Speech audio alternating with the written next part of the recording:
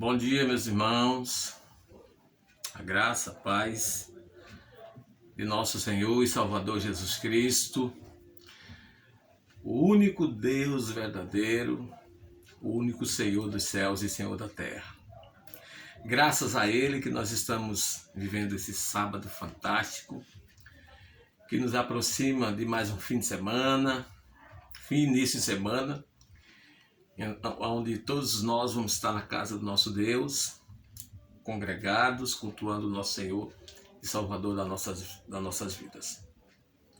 Eu venho alguns dias fazendo vídeos voltados para aquela palavra de Paulo aos Filipenses, capítulo 1, verso 12, que ele diz que as coisas que aconteceram a ele,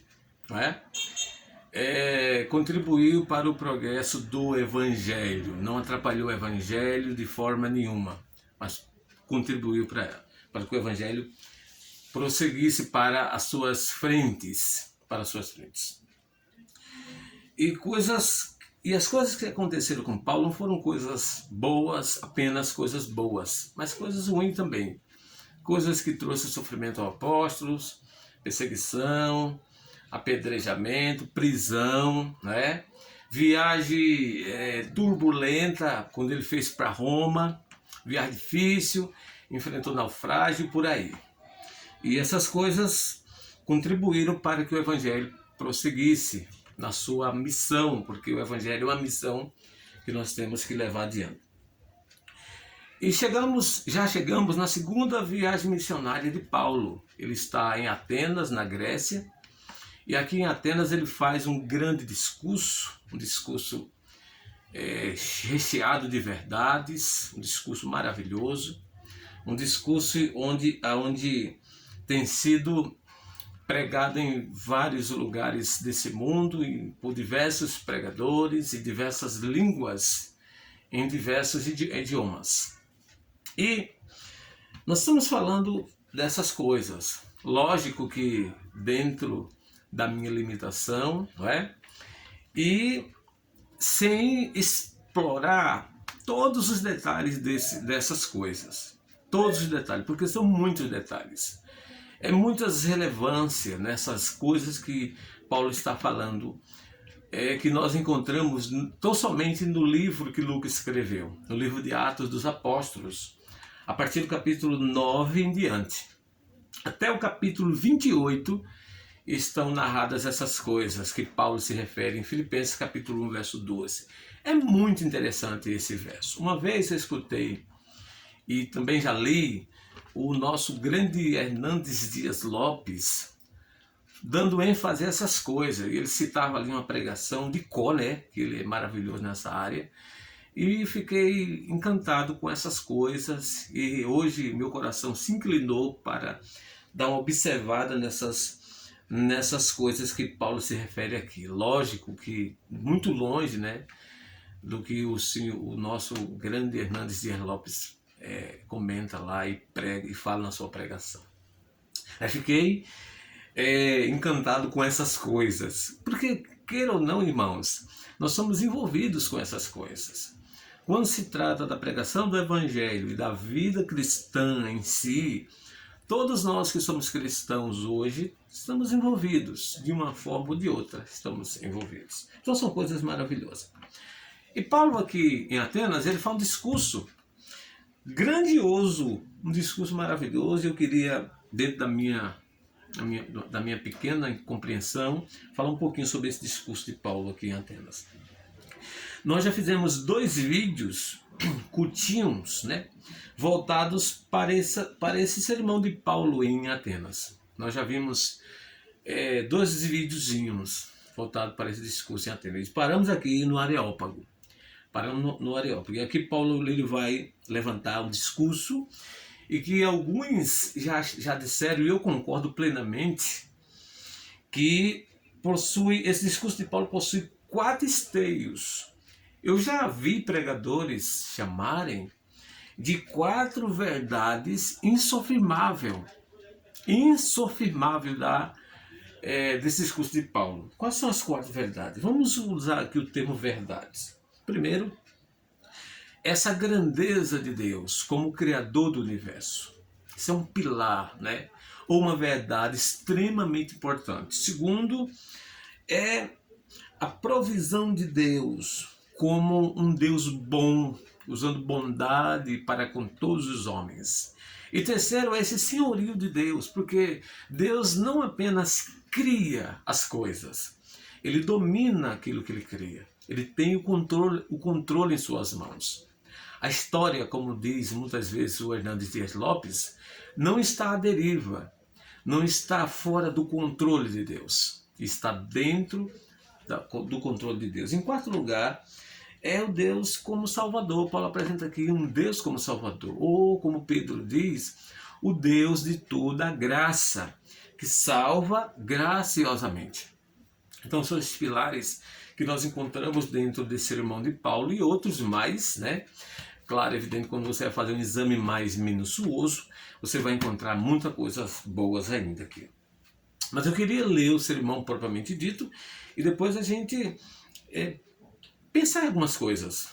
Olha o verso 24 em diante. Paulo vai dizer assim: o Deus que fez o mundo e tudo que nele existe, sendo ele Senhor do céu e da terra, não habita em santuários feitos por mãos humanas, nem é servido por mãos humanas, como se de alguma coisa precisasse, pois ele mesmo é quem a todos dá vida, respiração e tudo mais. E de um só fez toda a raça humana para habitar sobre toda a face da terra, havendo fixado os tempos previamente estabelecidos e os limites da sua habitação, para buscar a Deus, se porventura, tateando, possa achar, bem que não está longe de cada um de nós, pois nele vivemos e nos movemos, existimos, como alguns dos vossos poetas têm dito, porque dele também somos geração. Sendo, pois, geração de Deus, não devemos pensar que a divindade é semelhante ao ouro, a prata ou a pedra trabalhadas pela arte e a imaginação do homem. Ora, não levou Deus em conta os tempos da ignorância. Agora, porém, notifica aos homens que todos em toda parte se arrependam, porquanto estabeleceu um dia em que há de julgar o mundo com justiça, por meio de um varão que destinou e acreditou diante de todos, ressuscitando-o dentre os mortos. Que sermão maravilhoso, né? Recheado de verdades. E a primeira verdade que quero levantar aqui é esse Deus criador do verso 24. Vamos lá. O Deus que fez o mundo e tudo que nele existe. Você percebeu que Paulo está dizendo o Deus que fez o mundo e tudo que nele existe. E aqui, com essa afirmativa de Paulo, ele vai confrontar a visão de mundo de sua época. E diria que a visão de mundo de nossa época, de nossos dias.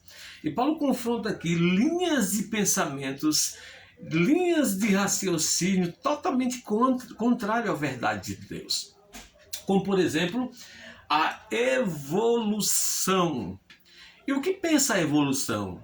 A evolução pensa que tudo que existe no macro-universo e também no micro-universo é resultado de milhões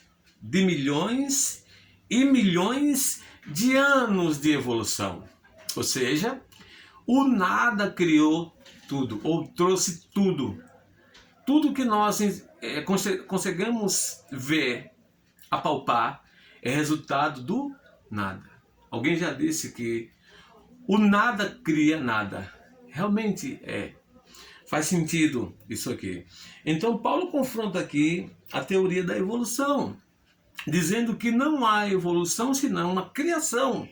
Ele está diante de pessoas, irmãos, de mente brilhantes, como os filósofos estoicos, epicureus, como alguém que seguia provavelmente as ideias platonistas, como alguém que entendia bem a filosofia de Platão, né? De Aristóteles, de Sócrates, porque Paulo está na terra desses homens aqui.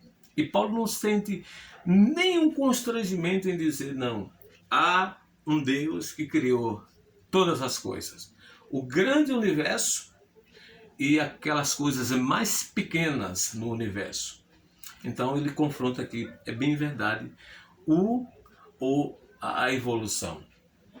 E perceba que Paulo aqui, ele também está confrontando literalmente o dualismo, a ideia dualista. Porque o que é que pensa o dualismo? A ideia da alma boa, ou espírito bom, e a matéria má. E aqui se criava, né, a ideia do mundo em duas realidades, em dois andares, o andar de cima e o andar de baixo. Uma vez eu fiquei maravilhado de ouvir uma explicação do Dr. Augusto Nicodemos sobre essa questão platonista, né? Do mundo em duas realidades, em duas camadas, a camada de cima e a camada de baixo. A de cima perfeita, a de baixo imperfeita. Em cima está Deus, embaixo está o mal. É assim que pensa o dualismo. E o dualismo desacreditava de três doutrinas fundamentais do cristianismo, como a doutrina da criação, a doutrina da encarnação e a doutrina da ressurreição. E por que eles não concordavam com a doutrina da criação? Porque eles vão dizer, como é que um Deus bom, né, pode criar o mal?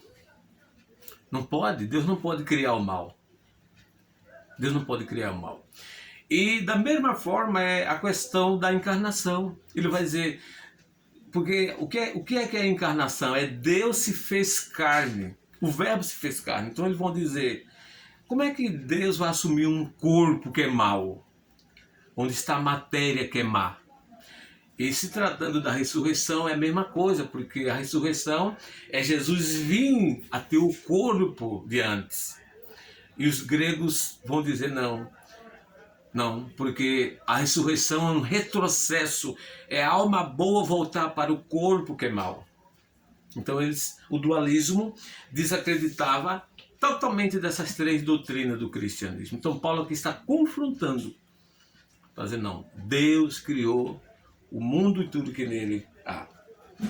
Evidentemente que Paulo também aqui está confrontando aqueles epicureus e estoicos que ele encontrou na praça principal. Vocês lembram que Paulo, quando estava na praça principal, todos os dias, falando com as pessoas, ele encontrou essas duas escolas de filosofia, os estoicos e os epicureus. Então, Paulo na praça só debateu com eles acerca de Jesus e a ressurreição, mas não confrontou eles com essa verdade aqui do Deus Criador.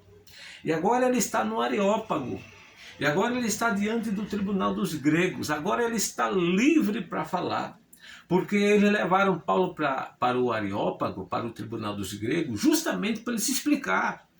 Ele tinha que explicar aquilo que ele estava falando na praça. E lá Paulo está à vontade. Paulo está fazendo seu discurso e confrontando também aqui os estoicos e os epicureus. Ele confronta os epicureus por quê?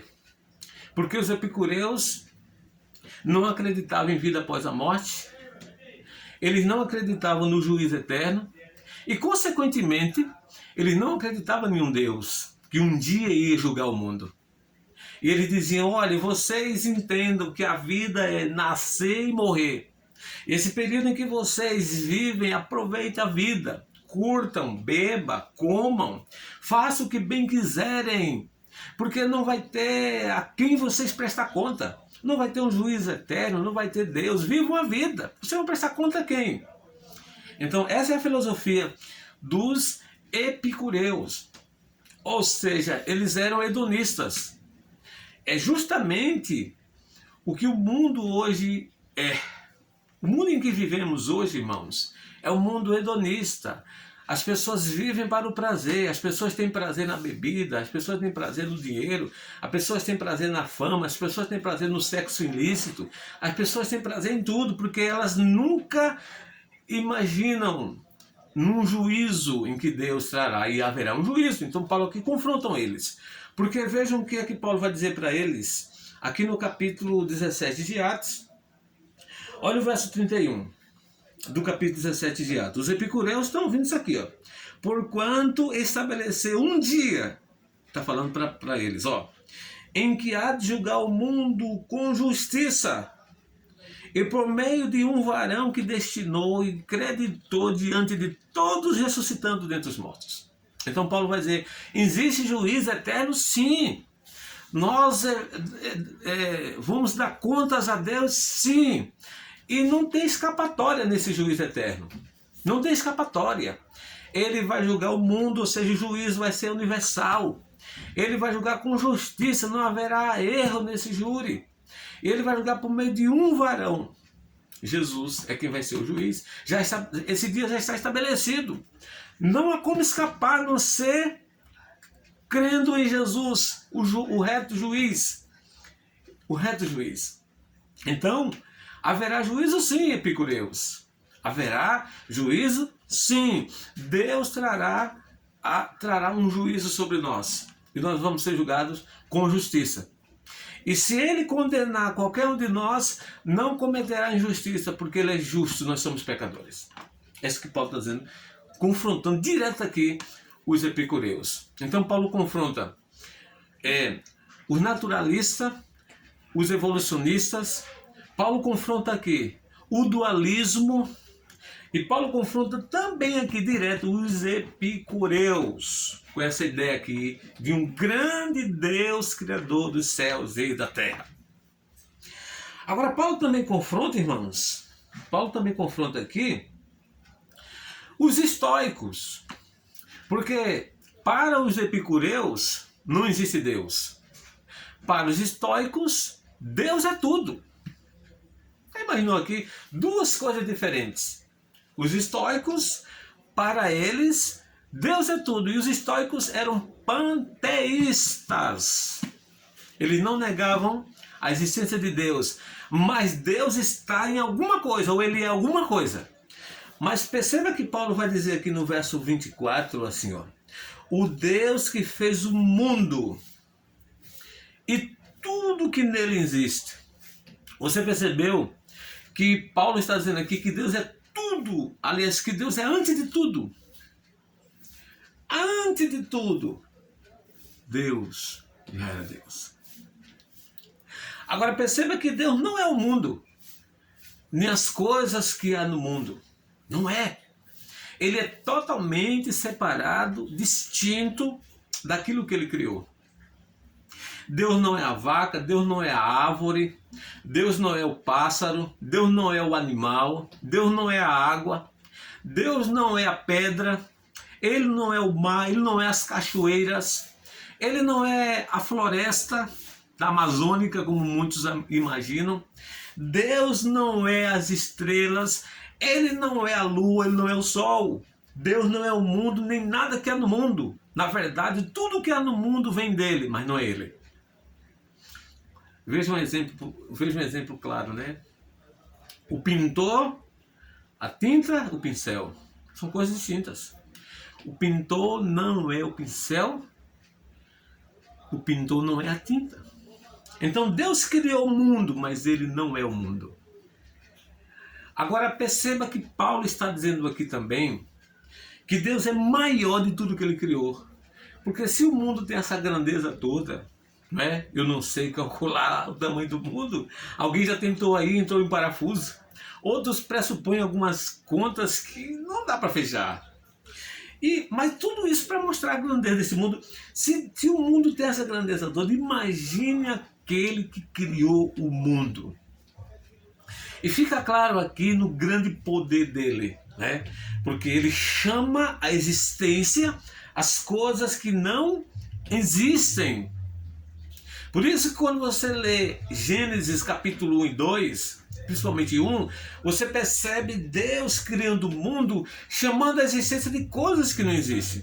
Haja o sol, haja água, haja isso, haja aquilo, haja separação disso, haja separação daquilo. Mostra a grandeza desse Deus maravilhoso. Então também os estoicos estão sendo confrontados aqui.